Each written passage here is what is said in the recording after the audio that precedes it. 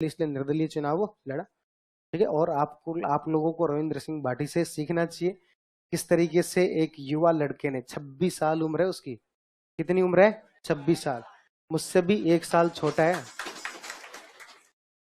26 साल उम्र है उस लड़के की, और उसने जब वो निर्दलीय, जब पार्टी टिकट नहीं दी उसके बावजूद चुनाव लड़ा, और ना सिर्फ चुनाव लड़ा बल्कि चुनाव जीता, और एक ऐसी सीट से चुनाव जीता जिसमें डेमोग्राफी जो है उसके खिलाफ थी। हमारे यहाँ पर जो चुनाव होते हैं वो जाति और धर्म के आधार पर होते हैं, कौन सी जाति किसे वोट करती, कौन सा धर्म किसे वोट करता है उसके आधार पर होते हैं। और वो जो सीट है शिव विधानसभा, वो पूरी तरीके से उनके जो कास्ट फैक्टर जो बनता है और जो रिलीजन फैक्टर बनता है उसके पूरी तरीके से अगेंस्ट है, लेकिन फिर भी जो वो चुनाव जीते। हालांकि कई बार एक चीज आप और भी देखोगे, यदि इस चीज से समझना चाहो तो एक चीज और देखी जा सकती है, हमें जो हमारे हालात होते हैं उनसे निराश नहीं होना चाहिए। कई बार हमारे जो चीज अगेंस्ट में जाती हुई प्रतीत होती है वो हमारे फेवर में जाती है।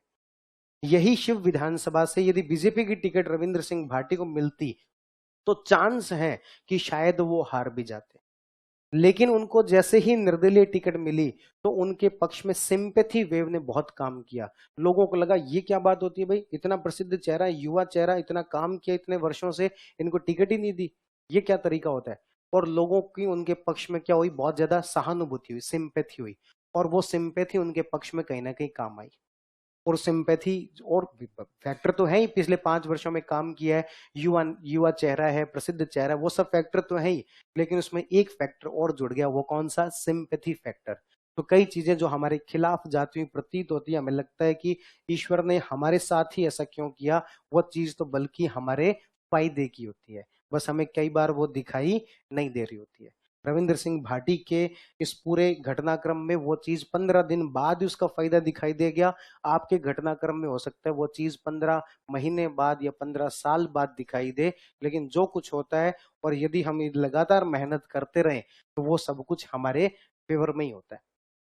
इसलिए हमें चीजों से निराश नहीं होना चाहिए। यही रविंद्र सिंह भाटी जब जोधपुर यूनिवर्सिटी का चुनाव लड़ रहे थे, है ना, जब जोधपुर यूनिवर्सिटी से चुनाव लड़ रहे थे उस समय भी इनके साथ यही हुआ था, उस समय में भी टिकट नहीं दी थी, और टिकट नहीं देने का फायदा उस समय मिला था, उस समय में भी जीते थे। ठीक है, तो कई बार चीजें हमारे फेवर, हमारे अगेंस्ट में जाती हुई लगती है, लेकिन वो किस में होती है, हमारे फेवर में होती है।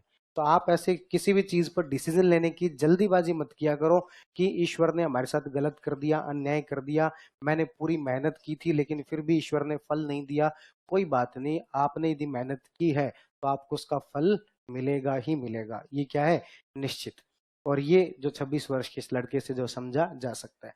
वैसे तो इस बार के अपने राजस्थान की राजनीति में एक बहुत यूनिक और बहुत नई और बहुत अच्छी चीज देखने को मिली कि बहुत सारे युवा लड़के जो चुनाव जीते हैं, है ना, भले ही वो अभिमन्यु पुनिया हो, भले ही वो मुकेश भाकर हो, या रामनिवास गाबड़िया हो, भले ही मनीष यादव हो, भले ही रविंद्र सिंह भाटी हो, बहुत सारे जो वो युवा चुनाव जीते हैं। पर रविंद्र सिंह भाटी का जो चुनाव है वो कई मायनों में बहुत यूनिक है। बहुत सारी चीजें उनके अगेंस्ट थी, पार्टी ने टिकट नहीं दी थी, उसके बावजूद जो वो जीतना, और एक सामान्य पृष्ठभूमि से आया वो लड़का, जिसके कोई ऐसा फैमिली बैकग्राउंड नहीं है, जिसके पास बहुत पैसा हो, और लोगों ने खुल के समर्थन किया और जाति से उठकर, ऊपर उठकर भी वोट किया, जो कि हमारे राजस्थान की राजनीति में सामान्यतः देखने को मिलता नहीं है। ठीक है, तो ओवरऑल ये है कि भी आपको अपनी लाइफ में चीजों से क्या नहीं होना चाहिए, निराश नहीं होना चाहिए, और हमेशा मेहनत जो करते रहनी चाहिए। और आपको भी राजनीति में आना हो, देख लो अगले विधानसभा चुनाव तक, क्या पता आपकी उम्र हो रही हो। तो ये बात समझ में आ गई क्या, क्या बात कर रहे थे अपन, ये समझ में आ गई क्या सारी बात, आगे बढ़ें क्या।